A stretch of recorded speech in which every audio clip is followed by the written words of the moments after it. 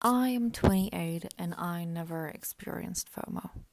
I may have in situations where someone told secrets and I was really interested in knowing about them. But when I see people experience traveling, when I see them traveling on Instagram, when I see them living their top life, whoever it might be, it doesn't have to be a specific person.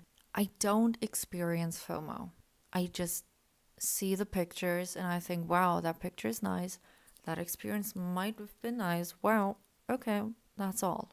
And I think we grow up wanting to be someone, forcing ourselves to eventually work hard enough to become the person we see on the internet all the time. Like, you see all these pictures about succeeding people, about amazing lives lived, about all the nice parties that people attend to or concerts people go to. And sometimes you may think, wow, or you're expected to think, wow, that is amazing. I would like to be in their shoes. I would like to do whatever they are doing. And you might find yourself thinking, wow, why isn't that me? Why isn't that me being in that concert right now? I just missed out on this so bad. Like, I will never experience this. And I have such a big fear right now to miss this. Like, I'm actually having the fear missing out on this. But I never had that, I think. I might have had it in like smaller moments in my life, like hearing secrets or people talking behind my back. But I don't think that is FOMO. That is just me wanting all the control. Knowing everything a person thinks about me is like something that I force myself not to feel because it is such a strong feeling. It is sometimes so overwhelming because I will never know everything that someone thinks of me, right? But that is something different. FOMO is just the fear of missing out on things that you would like to be a part of, that you would love to be included in. I was thinking about why that is, why I don't have any fear of missing out. And I remember that I once read about a person that was writing about that the dreams we store in our brain are surprisingly similar sorted as experiences we make in our lives. So basically, dreams and experiences get into the same kind of memory category.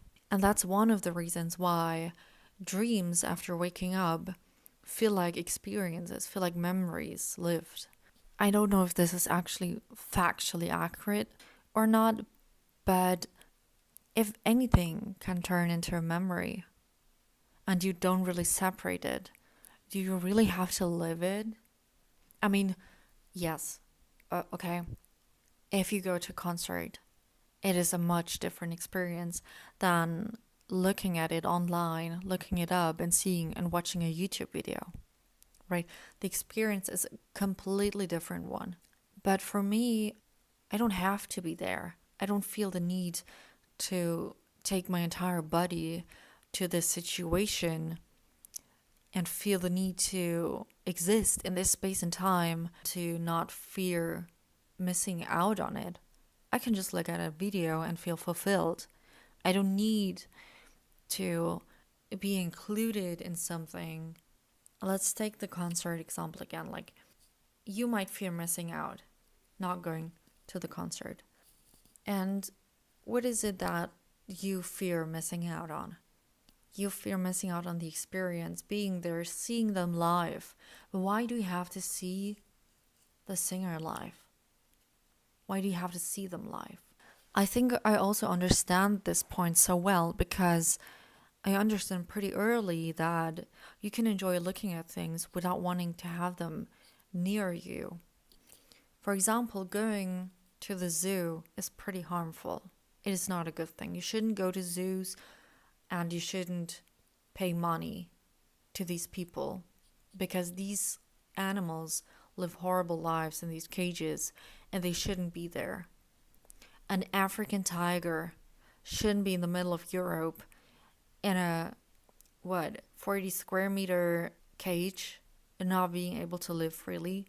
That is not something that should be possible. That is not something that should be happening to these animals. So I learned pretty fast that I can enjoy things from afar and I don't have to experience them live for it to be a good experience.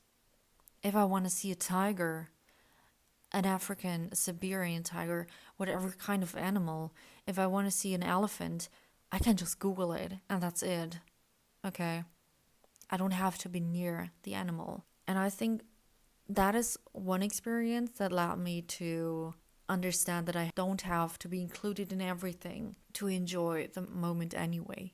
I don't have to physically stand in a concert and be surrounded by all these people and have to be so close to the singer to not feel the fear of missing out. I can just be at home and watch the YouTube video, see the lights, like see the people there, see the crowd, the singer, hear the music, and that is enough. Because basically, I saw everything that happened, right? Why do we have to experience these exact same things? I get you might want to experience, enjoy it, and it's a lifelong memory. I get all of that. But if you don't experience it, why does it have to be FOMO? It's a good addition to your life that you experience this, but if you didn't, why does it have to turn negative? Why do you have to feel uncomfortable for not experiencing it? I think that's what I'm not getting, right? And the zoo thing, I mean, it's not even nice experiencing it, so please don't go to zoos. It's just harmful in any way. If you want to see an animal that is not near you or that you're never ever be able to experience close to you, be fine with it and just Google it. Just get over the longing that you need to see everything live in front of you. There's no need. You don't need to experience everything that is happening with you, with your whole body being there in your close proximity. There's no need. Why do you need to see a tiger 2 meters in front of you? Right? It's the same with concerts. You don't have to experience it. It's a nice addition to your life, to your memories that you store in your brain. But if you didn't experience it, then what did you miss out on? Nothing. Some things you should not be able to experience in front of you. And you should get off the urge and the need to see all of the things live. It's not that I don't care. A concert is a nice addition. It's a nice thing to happen to you. It's a nice memory to have. I'm not saying it's bad, but I just realized that understanding the experience, it's enough to satisfy my curiosity.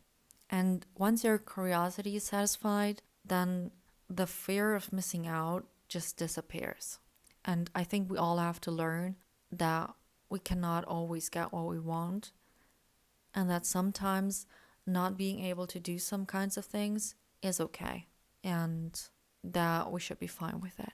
Understanding an experience and living the experience.